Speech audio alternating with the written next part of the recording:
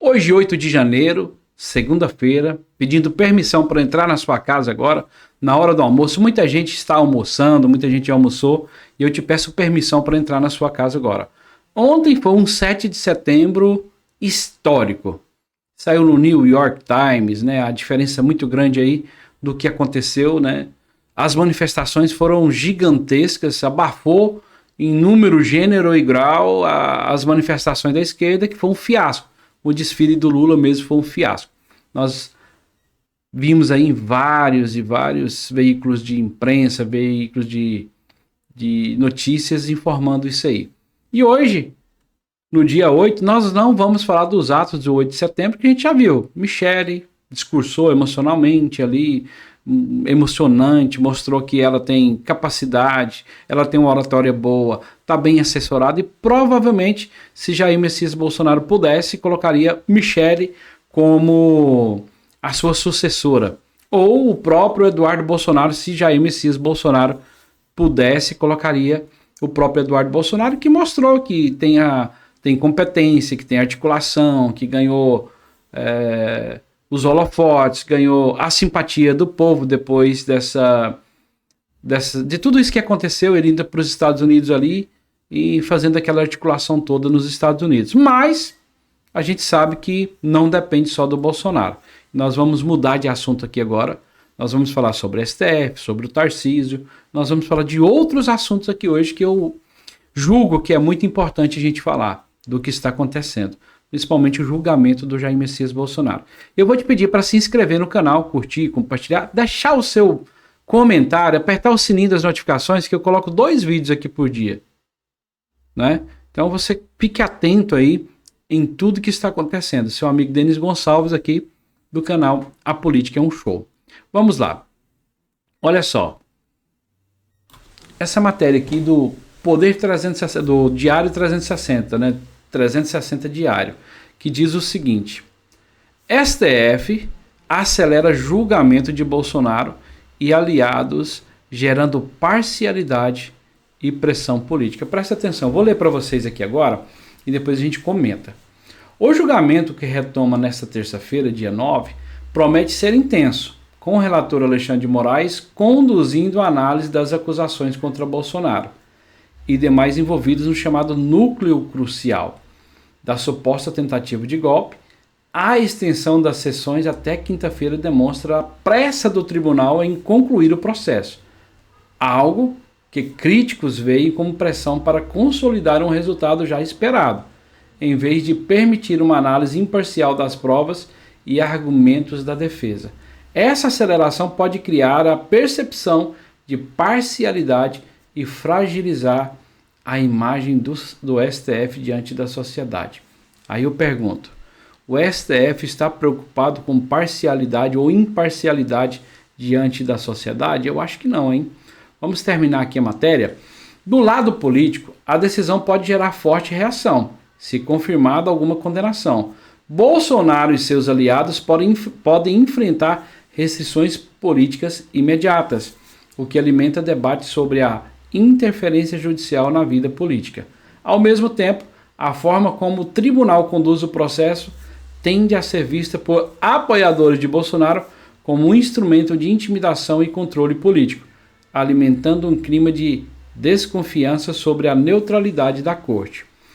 A repercussão se estenderá para as eleições de 2026, impactando alianças e estratégias partidárias, além de intensificar protestos e mobilizações populares em torno da temática da soberania eleitoral. Aí os comentários aqui a gente já vê, né? Julgamento totalmente anulado, falso. Muitos comentários aqui contrários ao que o STF faz. Então a população já está totalmente contra o STF, e o STF não está nem aí para isso, negócio de parcialidade ou imparcialidade, não. Isso é um fato. Eles não estão nem aí para a opinião pública. Já está dominado, já está decidido, e vai ser dessa forma que vai ser conduzido o julgamento. Não tem nem o que falar sobre isso. Mas, como aconteceu ontem, ali as manifestações que foram gigantescas, que a gente viu que o Brasil mostrou que o bolsonarismo não está morto, que o tal do perdeu o Mané lá, ele não é só na cabeça dele que perdeu. Bolsonaro está muito forte, foi dado o recado. Mas tem uma pessoa que ontem, na minha opinião, foi o protagonista de todos os atos ali do que aconteceu ali.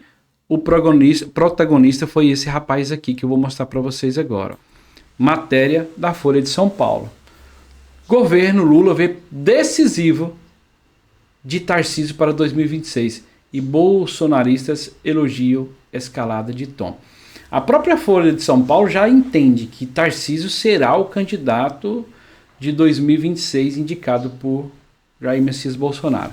A gente sabe que se dependesse de Jair Messias Bolsonaro, Michele seria a candidata, o próprio filho Eduardo Bolsonaro seria o candidato do Bolsonaro, mas a gente sabe que não é bem assim que funcionam as coisas, né? A gente sabe que existem acordos, existe uma política em torno de tudo que acontece. A matéria da Folha de São Paulo diz o seguinte: a fala nesse domingo do governador de São Paulo, Tarcísio de Freitas, republicanos, foi vista por bolsonaristas como um aceno à família Bolsonaro e à militância. Já integrantes do governo Lula a viram como um passo decisivo para que ele concorra à presidência em 2026. Em ato na Avenida Paulista, em São Paulo, Tarcísio defendeu uma anistia ampla e restrita. Disse que Bolsonaro deveria ser autorizado a ser candidato em 2026 e que ele pode ser condenado sem nenhuma prova. O governador também fez críticas ao STF e ao ministro Alexandre de Moraes, chamando-o de ditador e falando em tirania. Ou seja, como eu disse para vocês, Tarcísio de Freitas foi o protagonista. Ontem foi a pessoa que mais se destacou, mesmo com a Michele ali fazendo o discurso, mas se destacou em termos de política. Ele se posicionou como bolsonarista, querendo ganhar a simpatia dos bolsonaristas e talvez o legado do Bolsonaro ali o legado não, né? Ou seja, os bolsonaristas, pessoas que são simpatizantes do Bolsonaro, querendo ganhar, transferir os votos de Bolsonaro para ele. E a gente vê que o Tarcísio incomodou outras pessoas também. E quem que o Tarcísio incomodou foi alguém do núcleo do STF ali, que é o decano do STF. E matéria da Gazeta do Povo mostra isso aqui pra gente. Olha só a matéria da Gazeta do Povo. Gilmar Mendes reage à fala de Tarcísio que não tem ditadura, né? Eu vou ler para vocês. Incomodou um pouco. A matéria da Gazeta do Povo diz o seguinte: o ministro Gilmar Mendes, decano do Supremo Tribunal Federal, afirmou neste domingo que não há uma ditadura de toga, só na cabeça dele, né? Afirmou neste domingo que não há uma ditadura de toga no Brasil e que ministros da corte não agem como tiranos. Sai na rua para a gente ver o que o povo vai falar de vocês. A manifestação acontece após o governador de São Paulo, Tarcísio de Freitas, republicanos, olha o que eu disse para vocês, fazer críticas em um discurso na Avenida Paulista ao ministro do STF, Alexandre de Moraes. Tarcísio esteve mais cedo no ato organizado pelos apoiadores do ex-presidente Jair Messias Bolsonaro, em defesa da anistia e pelo impeachment de Moraes. No discurso, o governador disse que ninguém aguenta mais a tirania de um ministro como Alexandre de Moraes. Pelas redes sociais, Gilmar Mendes alegou que o Brasil realmente não aguenta mais são as sucessivas tentativas de golpe que, ao longo de sua história, ameaçaram a democracia e a liberdade do povo. Segundo o magistrado, o Supremo tem cumprido seu papel de guardião da Constituição e do Estado de Direito, impedindo retrocessos e preservando as garantias fundamentais. Sem citar o governador de São Paulo, Gilmar Mendes afirmou que, no dia da independência, é oportuno reiterar que a verdadeira liberdade não nasce de ataques às instituições, mas do seu fortalecimento. Cara, é umas viagens que não dá para entender. Quem que vai querer fortalecer isso aí? Quem que vai querer fortalecer o STF? E outra, a gente já falou que em nenhum lugar do mundo os juízes ficam dando esses pitacos, indo nas redes sociais indo nos jornais, Não, sempre tem que vir aqui dando pitaco. Mas o Jair Messias Bolsonaro tem força, e provou que tem força. O bolsonarismo não morreu. O que ficou incomodado aqui agora é que o Tarcísio mudou o tom. Eles achavam que o Tarcísio ia ficar com aquele tom bem simplesinho. Ah, vou conversar com todo mundo, eu vim aqui do governo Dilma, passei aqui pelo Temer, aqui, passei por todo mundo aqui, eu sou o cara do sistema e vou ficar com esse discurso. Então, incomodou o discurso do Tarcísio agora, já com o STF. Por quê? Eles achavam que ia ser um diálogo bem mais fácil com o Tarcísio. E o Tarcísio, o tom do discurso do Tarcísio incomodou o STF, né? Até o próprio Lula, poucos dias atrás, disse que preferiria disputar uma eleição com o Tarcísio de Freitas, que o Tarcísio de Freitas é mais moderado, não é uma direita radical como é o Bolsonaro. Então, ele disse que seria bom disputar a eleição com o Tarcísio. E a gente vê que não vai ser bem fácil assim se Bolsonaro indicar o Tarcísio. A gente tem percebido isso. E essa matéria aqui me dá prazer de anunciar ela agora, que é uma pesquisa do Atlas Intel, matéria também da revista Oeste. Olha só o que diz essa matéria. Atlas Intel, rejeição a Lula atinge 56% em São Paulo. Por quê? Que quando a gente fala de São Paulo, levanta todas as antenas. Porque São Paulo, o governo petista, o PT sempre teve força demais. E é o estado mais populoso do Brasil. Inclusive, Boulos ali no estado de São Paulo, ali na capital ali, ele tem muitos votos, se elege com muitos votos, que é um simpatizante, apoiador do Lula aí, talvez o mais radical petista que tem. Petista não, que ele é do PSOL lá, né? Mais radical da esquerda. Mas quando a gente fala petista, é petista sim, porque só existe nomes separados, mas tudo faz parte do PT e o líder maior deles, o supremo deles, é o PT. E eu vou ler a matéria para vocês agora, para a gente discutir um pouco isso aqui também. Uma pesquisa da Atlas Intel, publicada nesta segunda-feira, dia 8, mostra que a maioria dos eleitores de São Paulo reprova a gestão do presidente Luiz Inácio Lula da Silva. O índice de desaprovação, presta bem atenção, hein? Vou colocar na tela aqui a carinha dele para ficar... O índice de desaprovação do Lula alcança 56%, enquanto 42% demonstram apoio à atual administração petista. Outros 2% preferiram não opinar. O estudo também mediu a percepção sobre o desempenho do governo. Segundo os dados, 50,3% dos entrevistados classificaram a atuação de Lula como ruim ou péssima. Já 36,7% optaram por ótimo ou bom. Para 13%, a gestão federal merece avaliação regular. Ou seja, não está com a pompa toda lá em São Paulo. Então, a gente vê que ele está derretendo.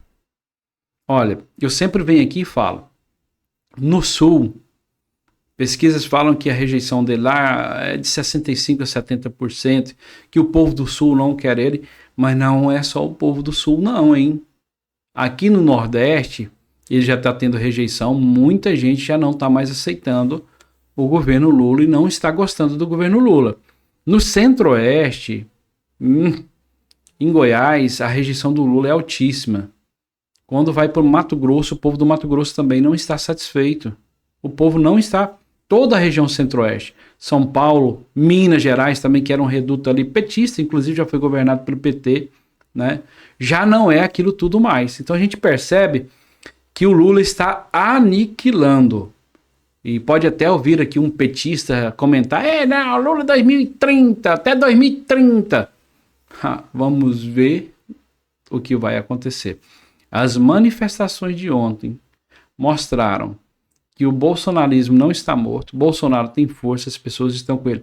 Vocês acham que aquele povo que estava na rua ali, nas ruas, é por conta de Silas Malafaia, por conta de Tarcísio, por conta de Eduardo Bolsonaro, por conta de qualquer um outro desses? Não. É por conta do Bolsonaro e o bolsonarismo. E assim, da mesma forma que o Lula ainda é o nome mais forte da esquerda, que a Dilma foi eleita porque ele indicou, o Haddad é tão ruim que nem ele indicando na época não se elegeu, o Bolsonaro massacrou ele, aqui do lado da direita o nome forte é o Bolsonaro. As pessoas vão votar. Entenda, você não entendeu isso ainda, esquerdista. E você que é de direita também, no fritar dos ovos, você não vota em pessoas da esquerda. Ah, não, eu não voto em Tarcísio de jeito nenhum. Vota. Porque se for Tarcísio e Boulos, por exemplo, você vota em Tarcísio. Então isso é uma hipocrisia. Eu não voto em Tarcísio. Pode até a gente ter ficado um pouco desanimado, né? Muitas vezes aqui, vocês viram no passado, quem me segue há um tempo aqui, quando o Pablo Marçal era candidato à Prefeitura de São Paulo, eu torci muito pelo Pablo Marçal. Os meus vídeos anteriores aí não tem como falar o contrário. Torci muito e não gostei da postura do Tarcísio, como ele conduziu a eleição ali contra o Pablo Marçal, mostrando as alianças que foram mostradas ali. O Kassab, você vê que o Ricardo Nunes ali, que cara é muito fraco, e o Tarcísio tá ali de mãos dadas. Então eu não gostei. Mas uma coisa eu digo para vocês, é melhor Tarcísio do que Lula. Melhor... Imaginem, vou fazer só uma pergunta bem assim para vocês. Tarcísio e Lidberg Farias, você vota em Tarcísio ou Lidberg? Tarcísio e Boulos, Tarcísio ou Boulos? Tarcísio e Gleisi Hoffmann, quem você vota? Vamos pegar um aqui mais, Randolph. Você vota em Tarcísio, então não adianta falar, eu só voto em Bolsonaro, não vota. Aquele que o Bolsonaro indicar, as pessoas vão votar. Isso é hipocrisia da nossa parte, da minha parte, da sua parte, falar que não vai votar se não for Bolsonaro. Porque se Bolsonaro não estiver disputando a eleição, em quem ele indicar da direita, a direita vai votar. Isso é um fato, não adianta. Não adianta você falar que não. Já aproveita para se inscrever no canal. Acho que hoje eu nem pedi para vocês se inscreverem no canal, né? Curtirem, compartilhar, porque é muito importante que você nos ajude, deixe seu comentário, compartilhe com as pessoas, principalmente com aquele esquerdista. Eu acho que o vídeo ficou muito bom para provocar aquele esquerdista. E outra, vai ter que engolir quem quer que seja que o Bolsonaro indique, ou se o Bolsonaro vir, vão ter que engolir. É melhor já ir se acostumando com a direita de volta.